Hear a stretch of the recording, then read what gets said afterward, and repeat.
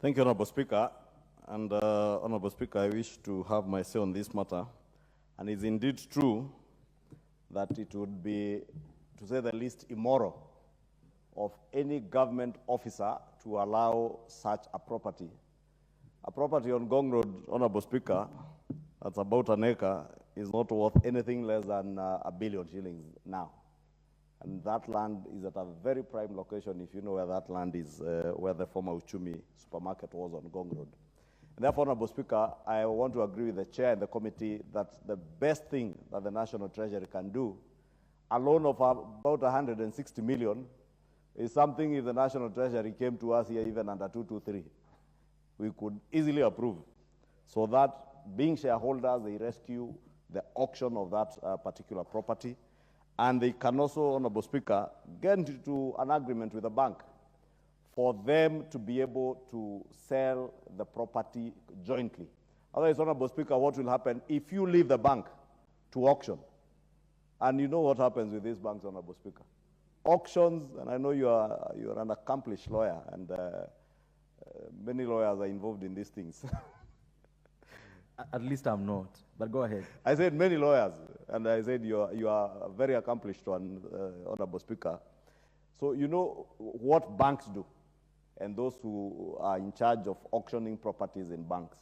And many Kenyans have suffered under the hands of auctioneers and banks. Therefore, we cannot then, as a people, collectively owning an asset, suffer when we have the means to do something about it. Honorable Speaker, it is imperative that the National Treasury, the Principal Secretary, the Director in charge of investments at the National Treasury, must act with haste and ensure that that property is not auctioned solely by the bank. If it has to be auctioned, Honorable Speaker, some of the things, and I know the supermarket is still under receivership, but being part of the investments that the people of Kenya own through the National Treasury, the National Treasury have a duty to protect that investment. We are talking about privatization now, Honorable Speaker, and divestiture of government in certain investments that are made. This is part of the business that the National Treasury officers in charge of investments should be looking at. How do you secure the investment that we put in Uchumi as a government and as a people of Kenya by ensuring that you do not lose value in it by having it being auctioned by a bank at a throwaway price?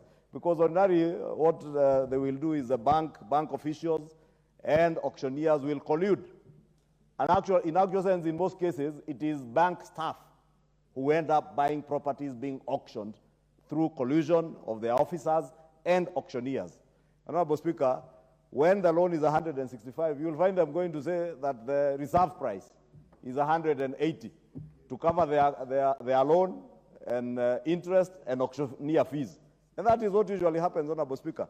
Therefore, if the National Treasury was to get into an arrangement with the bank, and I'm certain the Central Bank of Kenya can give them that leeway, that either the National Treasury pays off the loan and they get the first charge, so that at the time the receiver is able to liquidate that asset, then the National Treasury can recover back its money. Alternatively, Honorable Speaker, they can sell it jointly, but we must never allow the bank to be able to auction that property on their own, Honorable Speaker. Honorable Speaker, I've also seen, and allow me to say this because it's a good opportunity, I've seen in the media a lot of talk. And you know the other day, Honorable Speaker, when I spoke about somebody being financially illiterate in some vernacular station, they took offense. But when you're financially illiterate, you are. And I said I'm also illiterate in some aspects. For instance, I'm broadcast illiterate. So I will not seek to broadcast anything in a studio because I don't know how to do it. But I am very financially literate. And Honorable Speaker, I have heard many people speak how government is selling off assets. Honorable Speaker, ignorantly, people are not looking at the Privatization Act, which we passed here as a privatization bill only, I think, about 3 or 4 months ago. And that Privatization Act now makes it very clear how government will divest from investments it had made in the past, whether it is through initial public offering, whether it is through the identification and getting into joint ventures with strategic investors, whether it is through what would be an outright sale of some assets, Honorable Speaker. And there's a lot of propaganda out there. I have heard them saying, oh, KICC is being sold. Honorable Speaker, KICC today, 90% of the tenancy at KICC, I think, is Parliament, paying peanuts because it's a government to government. But this is a prime location in our CBD.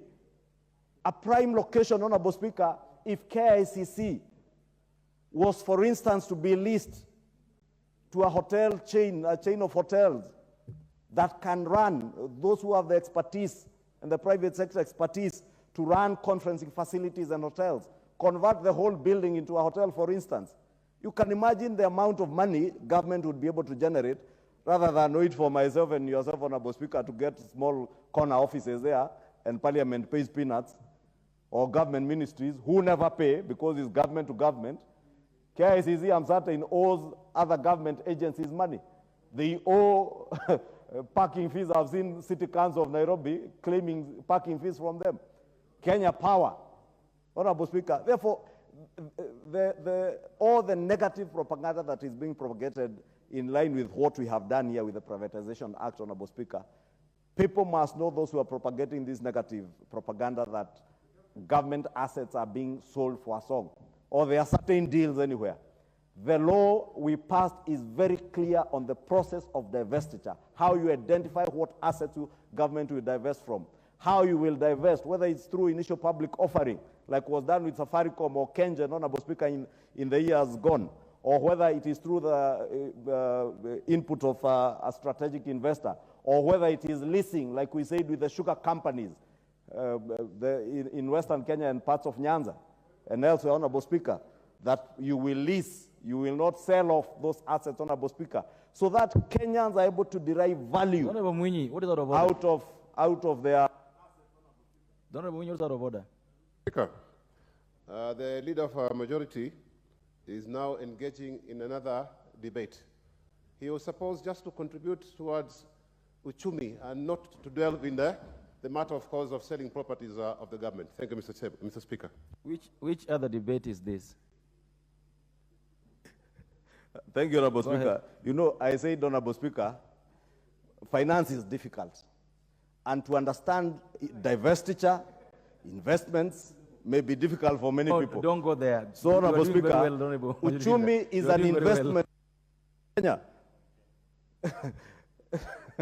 And, Honorable Speaker, allow you to insinuate anything against Honorable Mwinyi. You are doing very well. It is a chair of finance who is insinuating things from my back. I hope the Hansard is not capturing what he's saying, because I can hear him saying certain things about finance and law, Honorable Speaker.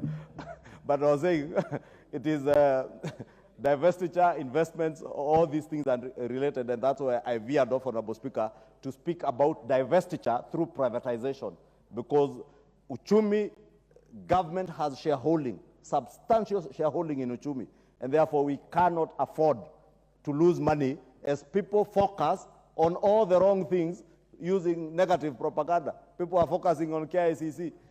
We have a hotel next to us here, what is it, Intercontinental, that died with COVID.